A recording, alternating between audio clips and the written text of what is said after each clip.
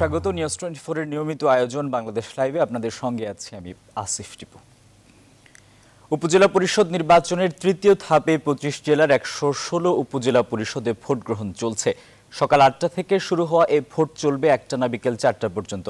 এদিকে অনিয়মের অভিযোগে কটিয়াদি উপজেলায় ভোট স্থগিত করা হয়েছে। অতিরিক্ত পুলিশ সুপার ও ওসিকে প্রত্যাহার করেছে নির্বাচন কমিশন। উপজেলা নির্বাচনের খবর জানাতে চট্টগ্রাম থেকে যুক্ত হচ্ছেন সহকর্মী নয়ন বড়ুয়া। জয়, আশা করছি শুনতে পাচ্ছেন।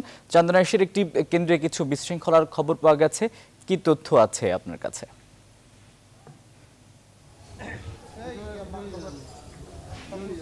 ধন্যবাদ আসিফ। আপনি যেমনটা শুরুতে বলেছিলেন, চন্দনাইশ সরকারি প্রাথমিক বিদ্যালয়ে কিন্তু দুই পক্ষের মধ্যে সংঘর্ষের ঘটনা ঘটেছে, এমনকি হাতাহাতির ঘটনা ঘটেছিল। কিন্তু আমরা দেখেছি গুলি বিনিময়ের ঘটনাও ঘটেছিল, এমনকি পুলিশ কনস্টেবল একজন গুলিবিদ্ধ অবস্থায় চট্টগ্রাম মেডিকেলে ভর্তি করা হয়েছে বলে আমরা জানতে পেরেছি। কিন্তু এখনের কথা যদি আমরা বলি, ঠিক আধা ঘন্টা পর কিন্তু দেখা গেল কিন্তু কেন্দ্রটি অনেকটা স্বাভাবিক পর্যায়ে আছে। আমরা কথা বলতে চাই, আমার পাশে রয়েছেন এই কেন্দ্রের প্রিসাইডিং কর্মকর্তা রয়েছেন। আমরা জানতে চাচ্ছি আপনার থেকে, যখন আমরা একটু আগে যেমনটা শুনেছিলাম কিন্তু খুব একটা সমস্যার সম্মুখীন হয়েছিল, কিন্তু কেন্দ্রতে আপনার ভোট গ্রহণ কিন্তু বন্ধ ছিল, এখন কোন পর্যায়ে আছে বলে শুনলেন? এখন পরিস্থিতি মোটামুটি শান্ত, এখন ভোট গ্রহণ চলছে। এখন কি সমস্যা হয়েছিল বলুন? এখানে কিছু লোক এখানে ব্যালট সিল মারতে চেয়েছিল, আমরা যেগুলো করছি সিল মারছি এটা জব্দ করে রাখছি। এখানে পরে পরিস্থিতি নিয়ন্ত্রণ আসার পর আমরা আবার ভোট গ্রহণ চালু করে দিয়েছি। কেন্দ্র দখল নিয়ে ঘটনা ঘটেছে? না, এমনি 2-4-5 জন এখানে সিল মারতে চেয়েছিল, যেগুলো সিল মারছিল আমরা এগুলো জব্দ করে ফেলছি। কতক্ষণ বন্ধ ছিল ভোট? এই সময় 40-45 এইভাবে মিনিট, 40-45 মিনিট। এখন কোন পর্যায়ে আছে? এখন পরিস্থিতি শান্ত। আরেকটা প্রশ্ন আমরা করতে চাই আপনাকে, যে পুলিশ এখন দেখা যাচ্ছে কিন্তু আইনশৃঙ্খলা বাহিনীর তৎপরতা কিন্তু অনেকটা বেশি দেখা যাচ্ছে, কিন্তু ওই সময় কেমন ছিল? ওই সময় আমাদের 2 জন পুলিশ ছিল, পুলিশ বাহিনী ছিল। আমরা পরিস্থিতি আনার জন্য ঊর্ধ্বতন কর্তৃপক্ষকে জানিয়েছিলাম, তখন এখানে পুলিশ আসছিল। তো এখানে একটু ফাঁকা রাউন্ড হয়েছিল, আমরা এখানে কেন্দ্রে যারা দায়িত্বে ছিল ওদেরকে বলছিলাম ফাঁকা রাউন্ড করার জন্য। এখন ফাঁকা রাউন্ড চলাকালীন আমাদের একজন এসআই আহত হয়েছিলেন ইটের আঘাতে, আর একজন আমাদের ওই স্পেশাল ফোর্স একটা আহত হয়েছিল। এরপর এখন পরিস্থিতি শান্ত, এখন আমার ভোট গ্রহণ চলমান। ধন্যবাদ। ব্যালট বক্স চিন্তায় এরকম কোনো ঘটনা ঘটেনি, এখানে এরকম কোনো ঘটনা ঘটেনি। ধন্যবাদ আপনাকে। আসিফ, আমরা এতক্ষণ ধরে কথা বলেছি, যে কেন্দ্রের মধ্যে সমস্যা হয়েছিল সেই কেন্দ্রের প্রিসাইডিং কর্মকর্তার সাথে আমরা কথা বলেছি। তিনি বলছিলেন আমাদেরকে আধা ঘন্টা আগে কিন্তু যে সমস্যা হয়েছিল, কিন্তু ভোট গ্রহণ কিছুক্ষণ বন্ধ থাকলেও আমরা দেখছি আধা ঘন্টা আগে থেকে ভোট গ্রহণ আবার শুরু হয়েছে। কিন্তু স্বাভাবিক গতি যেটা আসলে সকাল 8টা থেকে যেমনটা গতি ছিল, কিন্তু খুব একটা দীর্ঘ লাইন ছিল, তো সেরকম আমরা দেখতে পাচ্ছি। কিন্তু একটু আগে আমরা পুলিশের উচ্চপদস্থ কর্মকর্তাদের সাথে আমরা কথা বলেছি, তারা বলছিলেন কিন্তু এই ঘটনায় এই পর্যন্ত 5 জনকে তারা গ্রেপ্তার করেছে বলে আমাদেরকে জানিয়েছেন। কিন্তু আমরা আসিফ, আপনি অবশ্য লক্ষ্য করছেন, কিন্তু আমরা একটু দেখতে পাচ্ছি, আপনি অবশ্যই দেখতে পাচ্ছেন, আমরা পুলিশে কিন্তু এখনো পর্যন্ত তারা চেষ্টা চালিয়ে যাচ্ছে, যারা আটক করার জন্য বা এই ঘটনার সাথে কারা জড়িত আছে তাদেরকে চিহ্নিত করার জন্য তারা চেষ্টা চালিয়ে যাচ্ছেন। আমরা একটু কথা বলতে চাই, আপনার সাথে একটু কথা বলতে চাই। আসলে সকাল থেকে এই পর্যন্ত তো কীরকম পরিস্থিতি এখানে রয়েছে বলে মনে করছেন? এখানে আমরা সকাল থেকে শান্তি শৃঙ্খলাভাবে ভোট দিচ্ছে, তার মধ্যে পুলিশ উৎসাহিত হয়ে কোনো একটা দলের কারণে আমাদেরকে আওয়ামী লীগের ছেলেদেরকে পিটিয়ে তুলে দিছে, নৌকার প্রতীকের ছেলেদেরকে পিটাচ্ছে পুলিশে। সেনাবাহিনী ছিল, বিডিআর ছিল, এখানে কোনো সমস্যা ওরা দেখছে, ওরা বিডিআর নিজেরা বলছে যে আপনারা উৎসাহিত করি ওদেরকে চার্জ করতেছেন কেন, ওরা সুষ্ঠুভাবে ভোট দিচ্ছে। অতি উৎসাহিত পুলিশে আমাদের এই ঘটনাটা ঘটাইছে। এখন পরিস্থিতি কোন পর্যায়ে আছে? এখন পরিস্থিতি শান্ত, এবং শান্তভাবে আবার ভোট চললে আমরা জনগণ এবং শান্তিপূর্ণভাবে ভোট দেবে। ব্ল্যাক বক্স ছিনতাইয়ের অভিযোগ উঠেছে, আপনার কি বক্তব্য? না, এইটার ব্যাপারে আমরা কোনো কিছু দেখি নাই। এইটা ঘটনা হয়েছে বাইরে, এখানে কোনো ঘটনা হয় নাই, সেন্টারের বাইরে ঘটনা হয়েছে। আসিফ, আমরা এতক্ষণ ধরে কথা বলেছি, এখানে অনেক ভোটার এসেছেন, এমনকি এখানে দলীয় নেতাকর্মী যারা আছেন তারাও কিন্তু এখানে অবস্থান নিয়েছেন। তারা বলছিলেন এখন কিন্তু আধা ঘন্টা আগে যে সমস্যা ছিল সেই সমস্যা এখন নেই। তারা বলছিলেন আবারও যে স্বাভাবিক গতিতে তারা ভোট গ্রহণ চলছে বলে আমাদেরকে জানিয়েছেন। এমনকি আইনশৃঙ্খলা বাহিনীর উচ্চপদস্থ কর্মকর্তা, এমনকি এখানে বিজিবি সহ আইনশৃঙ্খলা বাহিনীর প্রায় কর্মকর্তারা কিন্তু এই কেন্দ্রে অবস্থান নিয়েছে, এমনকি কেন্দ্রের বাইরেও তারা অবস্থান নিয়েছে বলে আমাদেরকে জানিয়েছেন। তো এই ছিল এখানকার সর্বশেষ। আসিফ। জয়, আপনাকে অসংখ্য ধন্যবাদ যুক্ত হবার জন্য। দর্শক, উপজেলা নির্বাচনের সবশেষ খোঁজ খবর জানাতে চট্টগ্রামের চন্দনাইশ থেকে যুক্ত ছিলেন সহকর্মী নয়ন বড়ুয়া। জয়, এদিকে চাঁদপুরের 7টি উপজেলায় ভোট গ্রহণ চলছে। চাঁদপুরের শাহরাস্তি উপজেলা থেকে নির্বাচনের সার্বিক খোঁজ খবর জানাতে যুক্ত হচ্ছেন সহকর্মী হুমায়ুন কবির জীবন। শাহরাস্তি উপজেলায় ভোট গ্রহণ কেমন চলছে?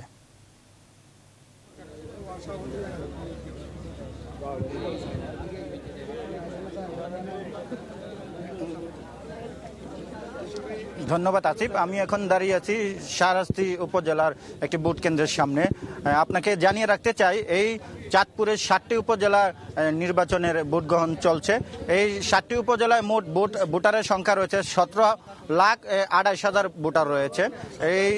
এই ভোটার পরিবেশ সবকিছু মিলিয়ে নির্বাচনের আমেজ এখনো বইছে এবং আমরা দেখেছি যে বেশ কিছু আমরা উপজেলায় গিয়েছি এবং বেশ কিছু কেন্দ্রে আমরা ঘুরে দেখেছি যে এখানে শান্তিপূর্ণ পরিবেশে এখনো পর্যন্ত ভোট গ্রহণ চলছে। কোনো প্রকার অপ্রীতিকর ঘটনা এখনো আমরা খবর পাই নাই। তো আমরা বেশ কিছু ভোটারদের সাথে কথা বলতে চাই। তো এখানে আমাদের সামনে একজন ভোটার আছে, ভোটারের সাথে আমরা কথা বলতে চাই। আচ্ছা, আপনি তো ভোট দিয়েছেন, পরিবেশ কেমন আছে? এবং ভোট এখানে সকাল থেকে শান্তিপূর্ণ পরিবেশে ভোট চলছে। এখানে 2টা কেন্দ্র, একটা হলো চেলিয়ারা উচ্চ বিদ্যালয় কেন্দ্র এবং শস্যযুক্ত সরকারি প্রাথমিক বিদ্যালয়।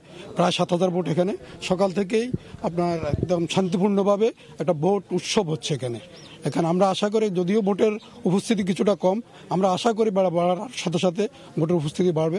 ধন্যবাদ আপনাকে। আপনি শুনলেন যে আসলে নির্বাচনের ভোট কিন্তু গ্রহণ চলছে, তবে ভোটারদের উপস্থিতিটা একটু কম লক্ষ্য করা গেছে। তারপরও বেলা বাড়ার সাথে সাথে ভোটারদের সংখ্যা বাড়বে, সেটা আমাদেরকে এখানকার নির্বাচন কর্মকর্তারা জানিয়েছেন এবং এখানকার যারা সাধারণ মানুষ আছে তাদের ভিতরে একটু উৎসাহ উদ্দীপনা লক্ষ্য করা গেছে। আমরা এখানে এই নির্বাচন সম্পর্কে 7টি উপজেলার সর্বশেষ নির্বাচনের বিষয়ে এখানকার সহকর্মী আমাদের খোকন কর্মকার তিনি আছেন, তার সাথে আমরা একটু কথা বলবো যে নির্বাচনের সার্বিক পরিস্থিতি আপনি একজন সংবাদকর্মী হিসেবে কি দেখছেন? ধন্যবাদ জীবন ভাই। আসলে সকাল থেকে নির্বাচন গ্রহণ শুরু হয়েছে। নির্বাচনের কয়েকটা কেন্দ্র ঘুরে দেখা গেছে যে সেখানে আসলে নিরপেক্ষ নির্বাচনে ভোট গ্রহণ হচ্ছে। কোথাও কোনো ধরনের অপ্রীতিকর ঘটনার খবর পাওয়া যায়নি।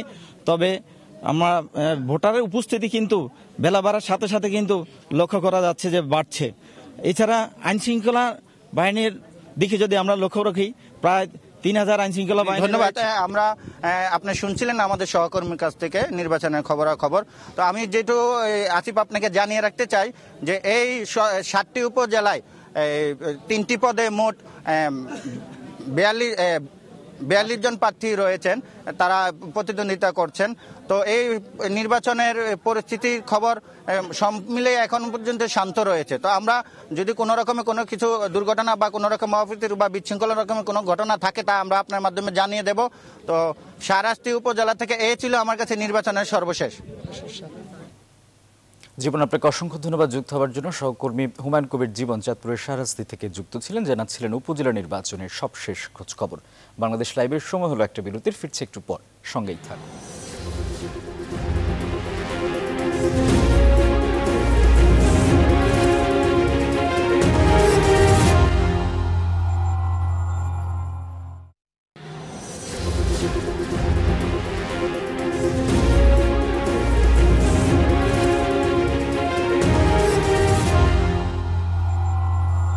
বিরতির পর আবারও স্বাগত। আপনারা দেখছেন নিউজ 24 নিয়মিত আয়োজন বাংলাদেশ লাইভ। অক্সফাম এনজিও এবং NGO forum for public health যৌথভাবে ময়মনসিংহ সিটি কর্পোরেশনে প্রথমবারের মতো একটি কেন্দ্রীয় পয়ঃবর্জ্য ব্যবস্থাপনা প্ল্যান্ট চালু করেছে। ময়মনসিংহ সিটি কর্পোরেশনের সার্বিক সহযোগিতায় এই প্ল্যান্ট থেকে প্রতিদিন 1,25,000 মানুষের 5,000 লিটার মানব বর্জ্য পরিশোধন করতে পারবে। বছরে এই প্ল্যান্ট থেকে প্রায় 125 ঘনমিটার প্রাপ্ত শুষ্ক বর্জ্য ব্যবহারের পাশাপাশি আনুমানিক 250 ঘনমিটার পচনশীল কঠিন বর্জ্য ব্যবহার করা যাবে। এ নিয়ে বিস্তারিত জানাতে ময়মনসিংহ থেকে যুক্ত হচ্ছেন সহকর্মী সৈয়দ নোমান। নোমান, সিটি কর্পোরেশনের জন্য বর্জ্য পরিশোধনে এটি কি ধরনের ভূমিকা রাখবে?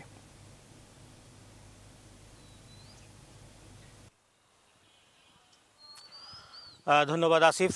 আসলে আপনি যেমনটি বলছিলেন শুরুর দিকে যে এই বিভিন্ন উপকারিতা তুলে ধরছিলেন এই প্ল্যান্টের, আসলে এই প্ল্যান্টটি তেমনভাবে এগোচ্ছে যেহেতু একেবারেই প্রথম পর্যায়ে শুরু করেছে। এটি গত বৃহস্পতিবার আসলে এই প্ল্যান্টটি উদ্বোধন করা হয়েছে এবং এই উদ্বোধনের পর থেকে আসলে শহরবাসীর মনের মধ্যে একটি আকাঙ্ক্ষা তৈরি হয়েছে, জানার ইচ্ছা তৈরি হয়েছে যে আসলে এই প্ল্যান্টটি দিয়ে কী পরিমাণ সম্ভব। আপনি যেমনটি বলছিলেন যে 1,25,000 মানুষের প্রায় বর্জ্য এই প্ল্যান্ট থেকে উৎপাদন করা সম্ভব, যদিও এখন পর্যন্ত মাত্র এই প্ল্যান্টটি নতুন অবস্থায় শুরু করেছে। তবে আমরা যতটুকু এসে দেখেছি এখানে দুটি আসলে বড় বড় ড্রাম রয়েছে, যেখানে 5,000 আসলে প্রতিটিতে 5,000 মানুষের বর্জ্য এখানে ফেলা সম্ভব, এবং এইখান থেকে আসলে এই বর্জ্যগুলো আরেকটি স্থানে যায় যেখানে লিকুইড থাকে, লিকুইডের পরিমাণ থাকে মাত্র 5% মতো, 95% আসলে লিকুইড থাকে, আর 5% আসলে একটা যেই ময়লাটা পাওয়া যায় সেটি কাজে লাগানো সম্ভব। তো এই মিলে আসলে আমরা এখন একটু কথা বলবো এই প্রজেক্টের যিনি কোঅর্ডিনেটর আছেন সাউদা সুলতানার সাথে আমরা একটু কথা বলবো। আমরা জেনে নিব আসলে ওনার কাছ থেকে যে আসলে আপনারা এই যে প্ল্যান্টটি তৈরি করেছেন এটির আপনারা যদি একটু মানে পুরো টেকনিক্যাল বিষয়গুলো একটু বলতেন। ধন্যবাদ। আমাদের আসলে প্ল্যান্টটিতে দুটি ভাগে কাজ করা হয়। একটা হচ্ছে আমাদের যে পয় বর্জ্য আছে শহরে, সে পয় বর্জ্য পরিশোধন, আর সেকেন্ড হচ্ছে পয় বর্জ্য নিয়ে আমরা কম্পোস্টিং করে সয়েল কন্ডিশনার হিসেবে যাতে সম্পদে পরিণত করতে পারি আমাদের এই বর্জ্যগুলোকে। আমাদের এখানে আনপ্ল্যান্টেড প্ল্যান্ট আছে, আপনারা যেটা দেখতে পাচ্ছেন এক একটা প্ল্যান্ট, আমাদের টোটাল 4টা প্ল্যান্ট হবে এই জুন মাসের মধ্যে। এক একটা প্ল্যান্টের ক্যাপাসিটি হচ্ছে 5,000 লিটার। আমরা এক একটা প্ল্যান্টে প্রতিদিন 5,000 লিটার পয়বর্জ্য ফেলতে পারবো। এবং আমরা জানি যে আমাদের যে মিউনিসিপ্যালিটিতে বা সিটি কর্পোরেশনের শহর এলাকায় যে পয়বর্জ্য পাওয়া যায়, তাতে পয়বর্জ্যের পরিমাণ পার লিটারে আমরা ধরতে পারি যে 3%-এর মতো সলিড অংশ থাকে, বাকি 97%ই লিকুইড অংশ। এবং আমাদের এটা একটা সার্কুলার সিস্টেমে, চেইন সিস্টেমে, আমরা এখানে প্রথমে স্ক্রিনিংয়ের মাধ্যমে আমাদের ময়লাটা পড়বে, তারপর আমাদের চ্যানেলের মাধ্যমে, এটা হচ্ছে আমাদের ফাইটো রিমিডিয়াল ফিল্টারেশন সিস্টেম। এই ফাইটো রিমিডিয়াল ফিল্টারের মাধ্যমে আমাদের যে লিকুইড ওয়েস্টটা আছে সেটা এটার মধ্যে ফিল্টারের মাধ্যমে আমাদের পলিশিং পন্ডে যে পড়বে। পলিশিং পন্ড থেকে আমরা কিছু মাইক্রোবিয়াল টেস্ট করা হবে। মাইক্রোবিয়াল টেস্টে যদি দেখা যায় এটা আমাদের সহনীয় মাত্রায় আছে পরিবেশের জন্য, সেক্ষেত্রে আমরা পরবর্তীতে সেটা আমাদের নেচারে ছেড়ে দেব। আর যে সলিড অংশটুকু রয়ে যাবে, সেই সলিড অংশ প্লান্টেড এরিয়ার আমরা 2 থেকে 3 বছর এখানেই অ্যাকুমুলেট করা হবে, এবং পরবর্তীতে তারপর সেটা অন্য কাজে আমরা ব্যবহার করতে পারি। আর এটা হচ্ছে পরিশোধন অংশ। আর আমরা যেটা বলছি যে আমরা বর্জ্য থেকে সম্পদে পরিণত করব, কম্পোস্ট সয়েল কন্ডিশনার হিসেবে ব্যবহার করব, সেটার জন্য আমরা এই সামনে জুন মাসের মধ্যে আমরা এখানে এরকমই 4টা ড্রাইং বেড হবে, এবং সেই বেডে কোনো প্লান্ট থাকবে না, আনপ্লান্টেড ড্রাইং বেড বলি আমরা। সেই বেড থেকে আমরা কম্পোস্টের জন্য আমাদের ম্যাটেরিয়ালটা পাবো। সেখান থেকে ওই লিকুইড অংশটা সেমভাবে আমাদের পলিশিং পন্ডে চলে যাবে, আর সলিড অংশটা আমাদের 15 দিন পর আমরা রিটেনশন টাইম ধরি 15 দিন পর আমরা কালেক্ট করে আমাদের সামনে একটা কম্পোস্টিং প্ল্যান্ট হবে, সেই প্ল্যান্টে আমরা ব্যবহার করব। কম্পোস্টিং প্ল্যান্টে আমরা কিচেন ওয়েস্ট বা মিউনিসিপ্যাল সিটি ওয়েস্ট যেটা বলি, সিটি ওয়েস্ট পচনশীল যে সিটি ওয়েস্টটা থাকে সেটার সাথে আমরা এই ড্রাইং বেডের ময়লাটা যুক্ত করে এটাকে বলে বিন সিস্টেমের মাধ্যমে, ম্যানুয়াল টার্নিংয়ের মাধ্যমে আমরা কম্পোস্টিং সয়েল কন্ডিশনার তৈরি করব। ওখানে সয়েল কন্ডিশনার তৈরি করতে আমাদের 45 ডেজ আমরা রিটেনশন টাইম থাকবে। আর এখানে ড্রাইং বেডের ক্যাপাসিটি হচ্ছে 15 দিনে আমরা 20,000 লিটারের মতো আমাদের ক্যাপাসিটি থাকবে। 15 দিন পর আমরা 20,000 লিটার ময়লা ফেলে সেখান থেকে আমরা ওয়েস্টটা কালেক্ট করতে পারবো। ধন্যবাদ। আসলে আসিফ, আপনি শুনছিলেন যে এটা যে এই প্রক্রিয়াটি কিভাবে সম্ভব, সেই প্রক্রিয়াটি জানাচ্ছিলেন। তো আমি এখানে আরেকজনের সাথে একটু কথা বলবো। এই প্রজেক্টেরই যিনি আছেন, যিনি বিদ্যুৎ কুমার, উনি আসলে একটু বলবেন যে এটার ভবিষ্যৎটা কি, এটা দিয়ে আপনারা কি করতে চান।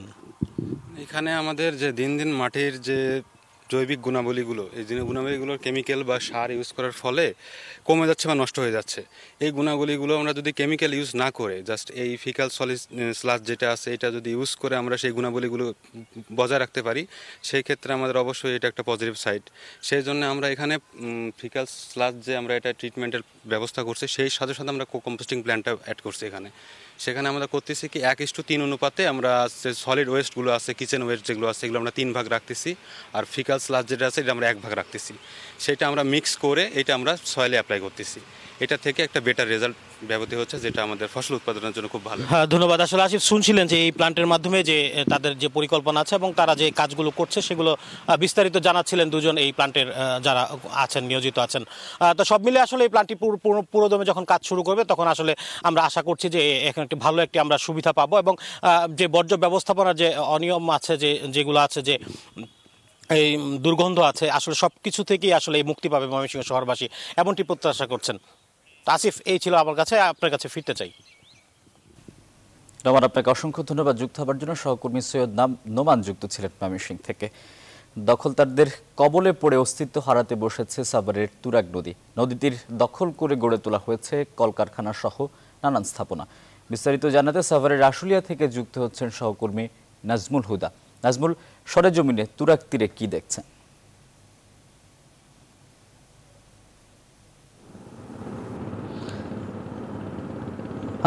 ধন্যবাদ হাসিব।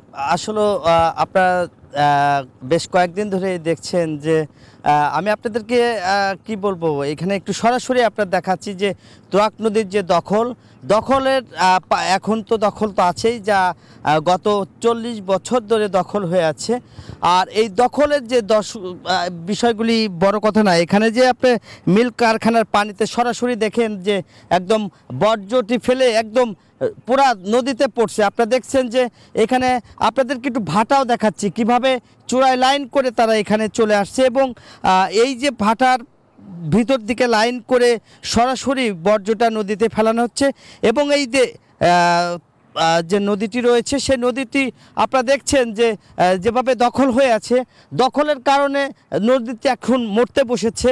আপনারা এই যেভাবে যে তুরাগ নদীটা আপনার দখল হয়ে আছে, বড় বড় বহুতল ভবন এবং আশেপাশে যে বালুর গদিগুলি রয়েছে সেই সব গদির কারণে, এবং আপনারা দেখছেন যে এই যে নদীটি এখন যে পরিস্থিতি রয়েছে সেই নদীটির অবস্থা এখন প্রায় মৃত, এবং এই নদীতে এখন কোনো মাছ নাই, বর্জ্য সরাসরি নদীতে ফেলার কারণে, যার ফলে এই নদীর যে মরে গিয়েছে। এবং আপনারা দেখছেন যে এই যে তুরাগ নদী একটা ঐতিহাসিক নদী, যে নদীটি রয়েছে গত কয়েকদিন ধরে আপনারা জানেন যে সাভারের প্রায় 7টি নদী রয়েছে, 7টি নদীর একই অবস্থা, একই চিত্র আপনাদেরকে দেখালাম যে এখানে যেমন দখল, অন্যদিকে বর্জ্য সরাসরি পানিতে ফেলা হচ্ছে, নদীতে ফেলা হচ্ছে। নদীর যে পরিবেশ সেইগুলো এখন ধ্বংসের মুখে পড়েছে, এবং এখানে নদীর পাড়ে যেসব মানুষগুলি থাকে তারা দেখছেন যে নদীতে এখন আর আশেপাশে মানুষ এখানে বসবাস করার মতো উপযোগী নাই, যার ফলে এখানে আপনারা যে মানুষগুলি আপনাদের একটু পানিগুলি একটু দেখাচ্ছি যে পানির যে কালারটা রয়েছে একদম কালো হয়ে গেছে। এই নদীর পানির কালারটা, এই পানির এখন যে চলমান পানির যে স্রোত সেটা না থাকার কারণে মূলত আসলে এখন আর পানি উপযোগী না, যার ফলে এই ছিল সর্বশেষ আমার কাছে হাসিব। নাজমুল, আপনাকে অসংখ্য ধন্যবাদ যুক্ত হবার জন্য। দর্শক, যেমনটা দেখছিলেন, দখল দূষণে অস্তিত্ব হারাতে বসেছে সাভারের তুরাগ নদী। তুরাগপাড় থেকে সেই চিত্র জানাচ্ছিলেন সহকর্মী নাজমুল হুদা। আর এই ছিল বাংলাদেশ লাইভের আজকের আয়োজন। এতক্ষণ সঙ্গে থাকায় ধন্যবাদ সবাইকে।